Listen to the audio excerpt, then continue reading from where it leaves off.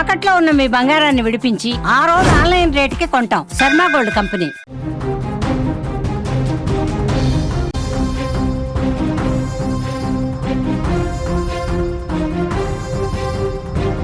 వికారాబాద్ లో దారుణం చోటు చేసుకుంది. భర్తను భార్య చంపేసినట్లుగా తెలుస్తోంది. తండ్రి సాయంతో అర్ధరాత్రి హత్య చేసింది.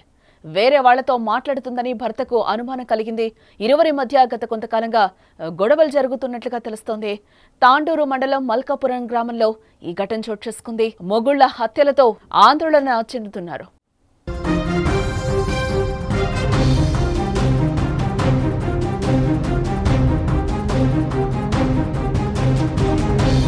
మూడు ముళ్ల బంధానికి తూట్లు పడుతోంది. పవిత్రమైన వివాహ బంధం వివాహేతర సంబంధాల ముందు అపవిత్రంగా మారుతోంది.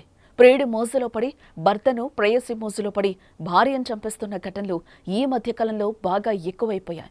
ఇటీవల మొగుళ్ల హత్యలు పెరగడం ఆందోళన కలిగిస్తోంది. దేశంలో ఎక్కడో ఓ చోట భార్యల చేతిలో భర్తలు బలైపోతూనే ఉన్నారు. వివాహేతర సంబంధాలు కారణంగానే ఈ హత్యలు జరుగుతున్నాయి. తాజాగా తెలంగాణలో మరో దారుణం వెలుగు చూసింది. భర్తను చంపేసింది భార్య. తండ్రితో కలిసి హతం చేసింది. వికారాబాద్ జిల్లా తాండూరు మండలం మల్కాపూర్ గ్రామానికి చెందిన రెడ్డిపల్లి వెంకటేష్ కు 10 ఏళ్ల కిందట కొత్లాపూర్ కు చెందిన జయశ్రీతో వివాహం జరిగింది. వారికి 2 సంతానం కూడా ఉన్నారు. కొన్నేళ్లుగా బాగా సాగిన వారి కాపురంలో 3 ఏళ్ల కిందట కలహాలు మొదలయ్యాయి.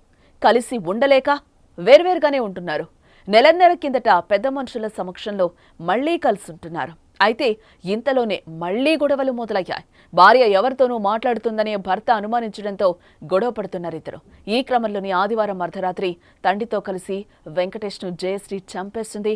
3 ముళ్లు వేసిన చేతులతోనే జయశ్రీ విరిచి పట్టుకుంటే కన్యాదానం చేసి అల్లుడు కాళ్లు కడిగిన మామ పండరి గొంతు నులిమి ప్రాణం తీశాడు.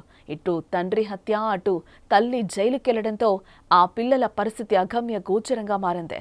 ఎంతో మంది పిల్లలు తల్లిదండ్రులు చేసిన తప్పులకు, క్షణికావేశంలో తీసుకుంటున్న నిర్ణయాలకు ఇలాంటి పరిస్థితిని అనుభవిస్తున్నారు.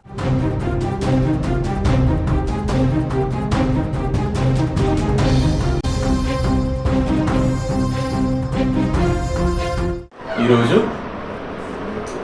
రెడ్డిపల్లి అంజలమ్మ అనే ఆమె మల్కాపూర్ చెందిన ఒక లేడీ వచ్చేసి కరణ్కోట్ పోలీస్ స్టేషన్లో దరఖాస్తు ఇచ్చింది. వాళ్ళ కొడుకు వెంకటేష్ని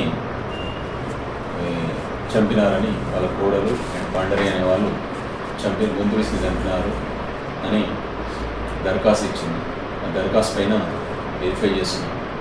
ఆమె ఇచ్చింది నోటీస్ ఏంటంటే వేరే వాళ్ళతోటి మాట్లాడుతున్నది అనే అనుమానంతో వాళ్ళ భర్త ఊరికే వెంకటేష్ ఎవరైతే ఉన్నారో ఆయన అడగడం వల్ల వీళ్ళు ఈ భార్య, వీళ్ళు వాళ్ళ మామ ఇద్దరు పాండరు వీళ్ళిద్దరూ కలిసి చంపేసినారు నా కొడుకునని చెప్పి ఆమె దరఖాస్తు ఇచ్చింది.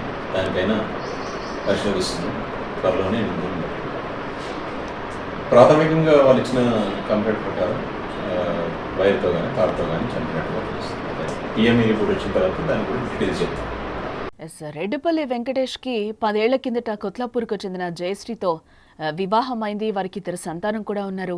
3 ఏళ్ల క్రితం జయశ్రీ భర్తతో గొడవపడి 2 పిల్లల్ని తీసుకుని పుట్టింటికి వెళ్ళిపోయినట్లుగా కూడా మనకు తెలుస్తోంది. నెలన్నర క్రితమే వెంకటేష్ గ్రామ పెద్దల సమక్షంలో చర్చించి భార్య పిల్లల్ని ఇంటికి తెచ్చుకున్నాడు. ఆ తర్వాత కూడా భార్యాభర్తల మధ్య తరచూ గొడవలు జరిగేవని స్థానికులు కూడా చెప్తున్న పరిస్థితులు కనిపిస్తున్నాయి. ఈ నేపథ్యంలో ఆదివారం అర్ధరాత్రి దాటాక భార్య వెంకటేష్ చేతులు పట్టుకోగా ఆమె తండ్రి పండరి అతన్ని గొంతు నులిమి హతమార్చినట్లుగా తెలుస్తోంది.